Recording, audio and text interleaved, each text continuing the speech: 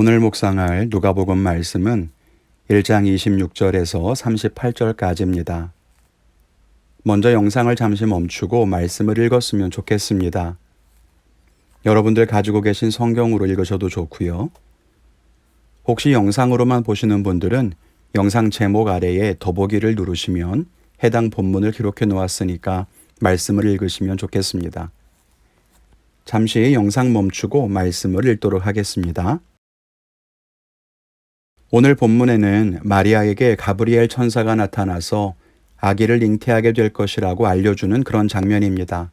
유명한 이야기죠. 크리스마스 때 교회에서 연극을 하면 늘 이런 장면 나왔던 것 같습니다. 모두 복되고 아름답고 신비한 이야기임에 틀림이 없죠.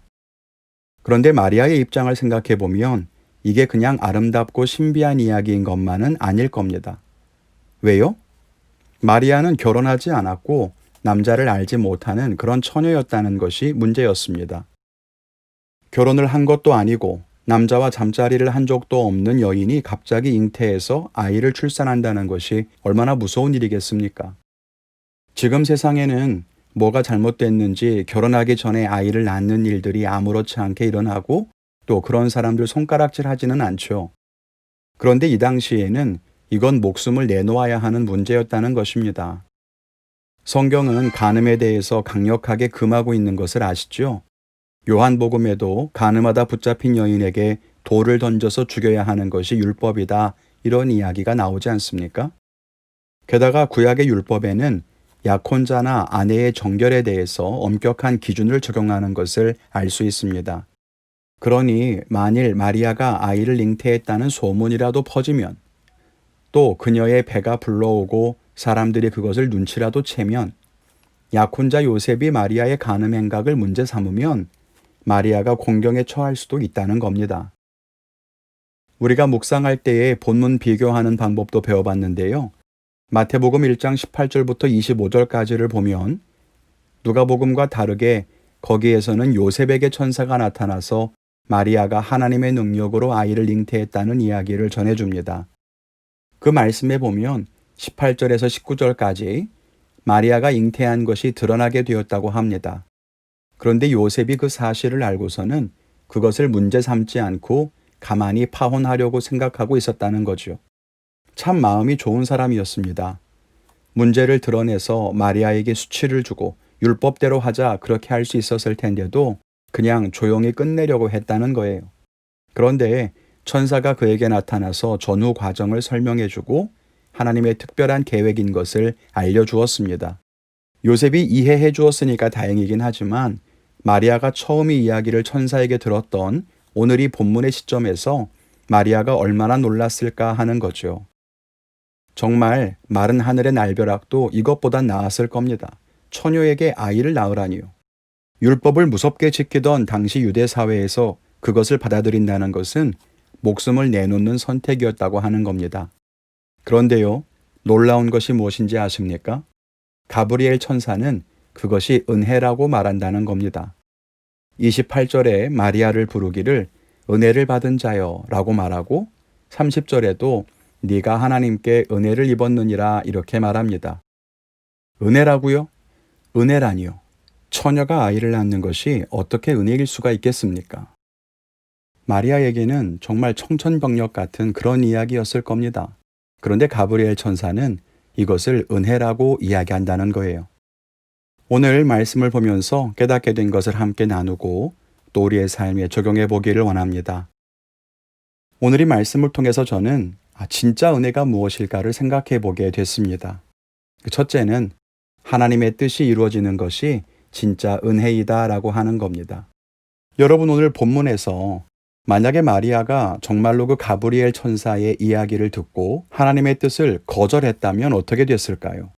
이건 말이 안 돼요. 나는 이런 일을 원하지 않아요. 내 생각과 하나님의 인도하심이 다릅니다.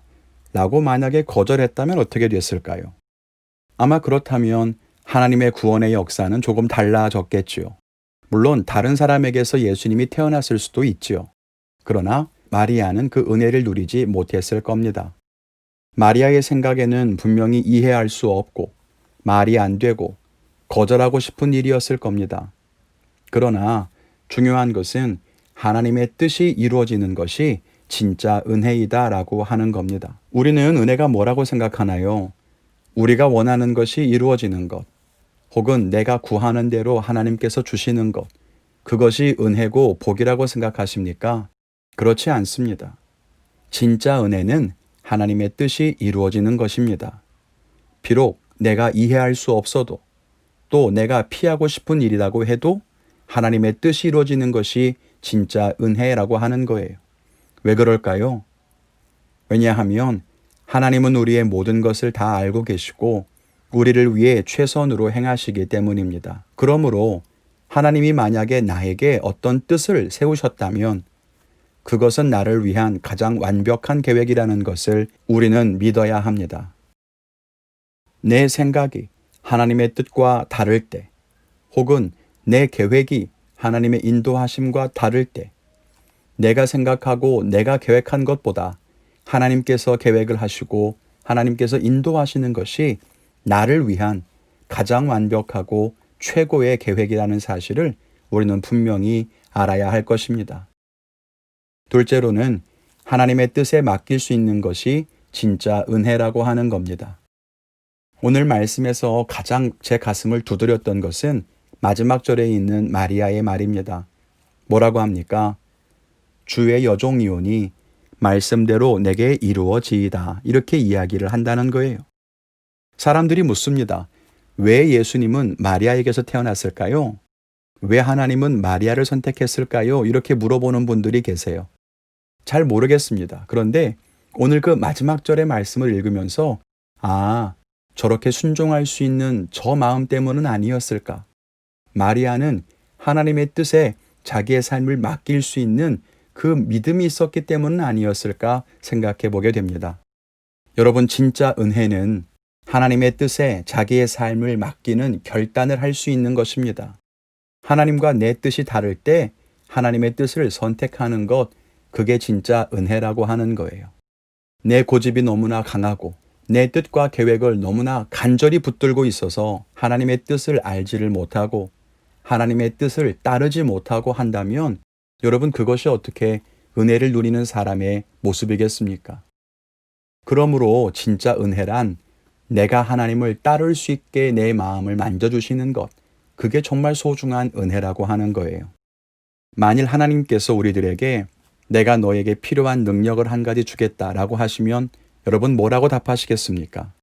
하나님, 돈의 흐름을 파악할 수 있는 그런 능력을 주세요. 하나님, 어떤 어려움도 굴복하지 않고 헤쳐갈 수 있는 능력을 주세요.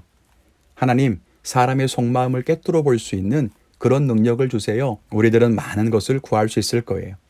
그런데 오늘 말씀을 통해 생각해 보건대 우리에게 정말 필요한 능력은 주의 말씀에 순종할 수 있는 능력이 아닐까요?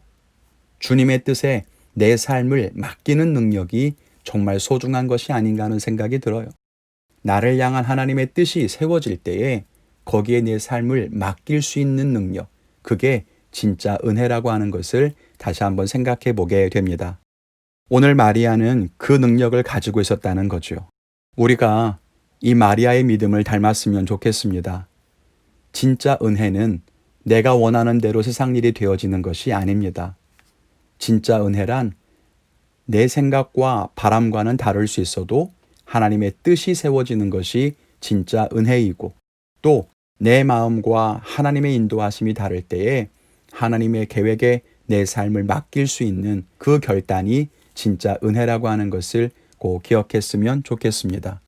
여러분들께서는 말씀을 읽으면서 어떤 깨달음을 갖게 되셨습니까? 각자 나름대로 깨닫게 되신 거, 또 삶에 적용하시는 결단들이 있을 텐데요. 저는 하나님의 뜻을 거절했던 모습들이 있었는가를 돌아보며 회개해야겠다는 생각을 하게 됐습니다. 내 욕심, 내 생각으로 구하는 것이 대부분이고, 또 그것과 하나님의 인도하심이 다를 때에는 뒤도 안 돌아보고 하나님의 인도하심을 거절했던 것을 회개할 필요가 있겠다라고 생각이 됐고요. 또 하나는 하나님의 뜻이 분명한 일이라고 한다면 꼭 실천해야 되겠다라는 생각을 했습니다. 피하고 싶은 그 일에 순종하고 결단하는 것이 맞겠다, 이런 생각이 듭니다. 여러분들께서는 어떤 깨달음과 결단을 가지셨습니까? 오늘도 그 말씀을 따라서 거룩한 삶을 살게 되시기를 바랍니다. 말씀에는 능력이 있습니다. 말씀을 가지고 결단할 때에는 반드시 승리하게 될 줄로 믿습니다. 오늘 하루도 하나님 안에서, 은혜 안에서 말씀을 따라 승리하시기를 주님의 이름으로 축원을 드립니다.